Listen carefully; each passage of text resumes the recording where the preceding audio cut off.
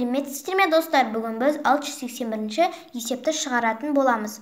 Бұл жерде берілгені Сәкен сатып алатын кітап үшін кассирге 500 теңге ақша берді. Кассир оған осы ақшасының 25-тен 3-ін қайтарды. Сәкен сатып алған кітаптың бағасы неше теңге? Бұл есепті шығару үшін біз 500-ді көбейтеміз 25-тен 3-ке. 25-ті 25-ке қысқартсақ 1 шығады, 500-ді 25-ке қысқартсақ 20 шығады. 20-ны 3-ке көбейтсек 60 шығады.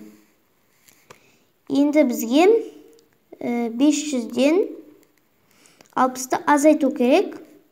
Сонда 440 шығады. Жауабы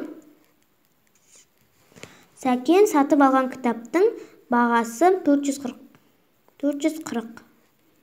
Сәкен сатып алған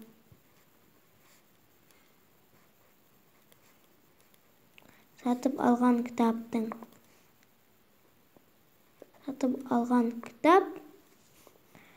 440